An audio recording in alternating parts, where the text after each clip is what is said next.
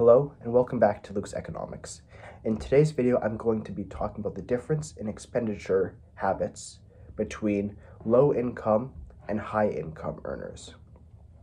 Now, low income earners will include things like low income workers, middle class workers, while high income earners, I will actually be referring to those who generate their income from passive streams.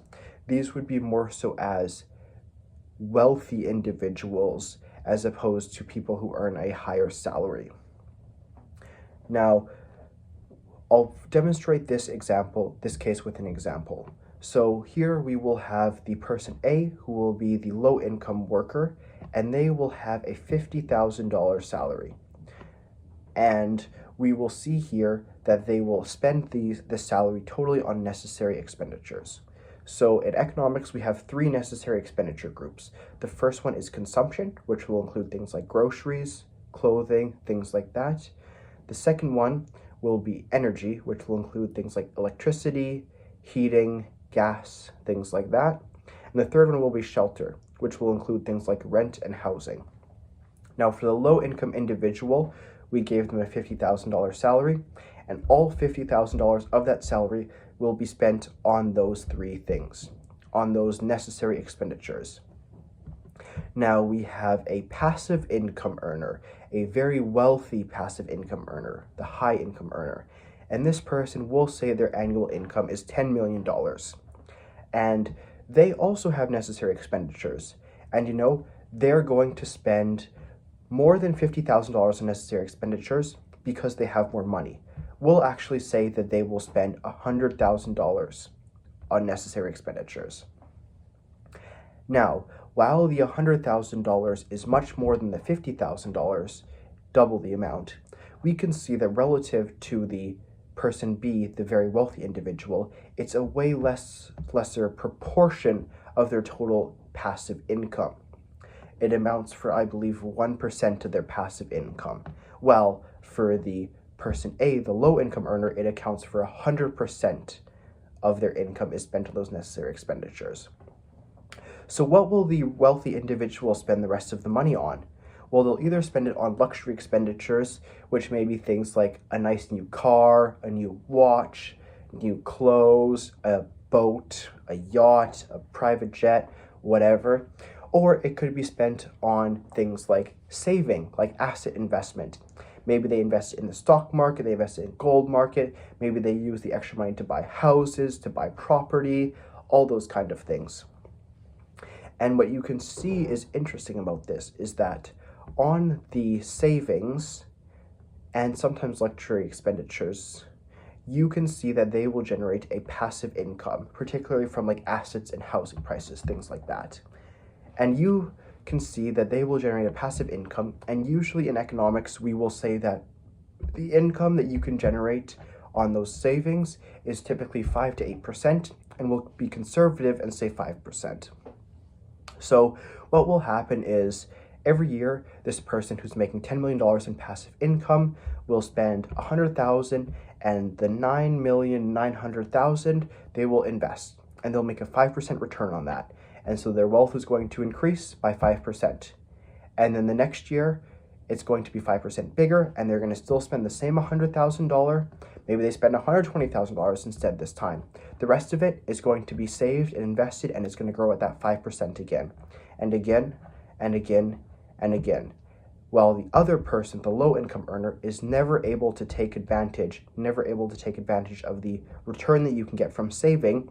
The very wealthy individual is going to continue to make that 5% return, and we will say that they can do this for forever.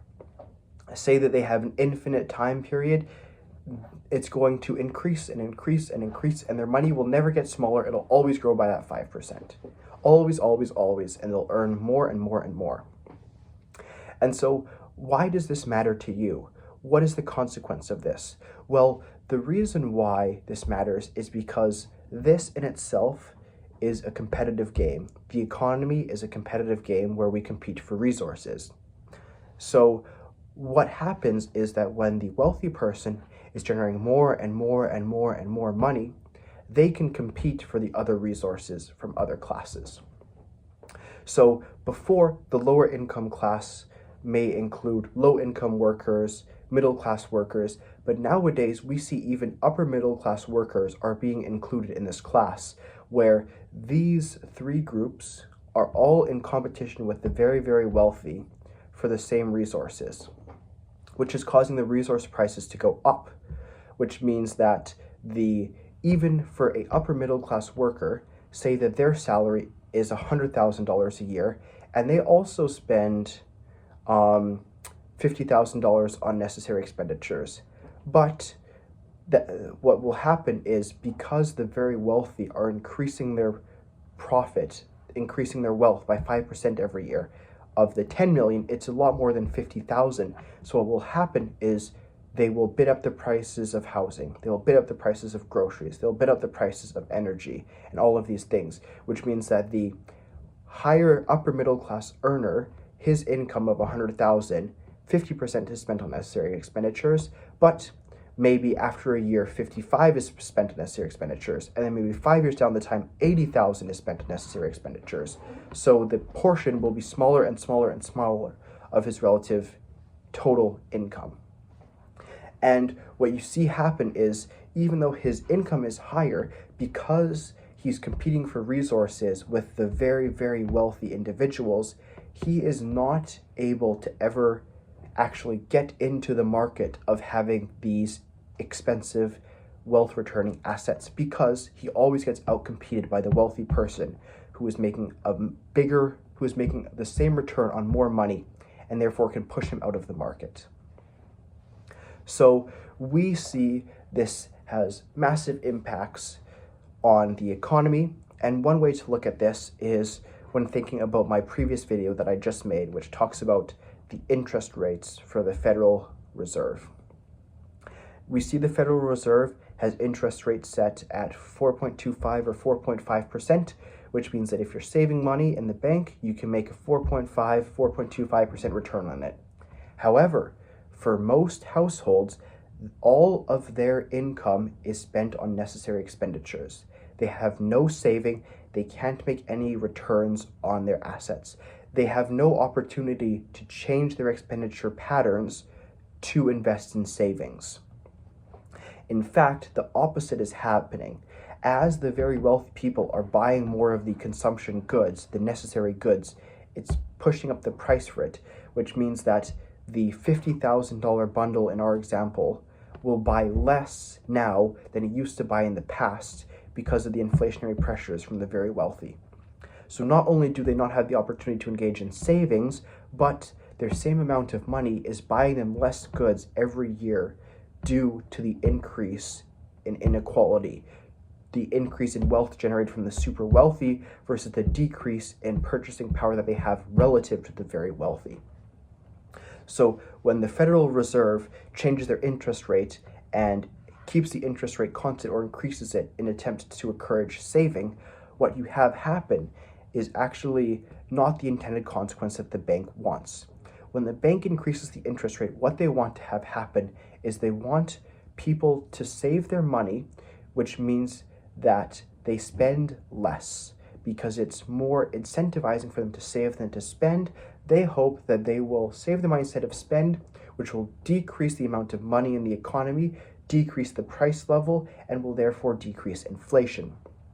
However, what happens is when the low and middle class workers and even upper middle class workers have no ability to change their expenditure patterns to engage in more savings, we do not see the same fall in price level as the federal bank would want from this increase or constant level of interest rates. We do not see the downwards push on inflation because there is no opportunity for these necessary expenditures to decrease even more. All of this ends up doing is putting more strain on the working class and ends up making their living standards lower. So, as we can see from this video, the expenditure habits of low, middle class, working class consumers versus passive income earners, the super wealthy, differs. And this difference is the reason why we see the economic uncertainty of our time, and why we see the growing wealth inequality being the main economic driver for the lower living standards across the world. I would like to say this video is using a lot of Gary Stevenson's economics, as well as economics learned from my undergraduate degree. If there are any questions or comments, please feel free to let me know. Thank you very much. Good luck.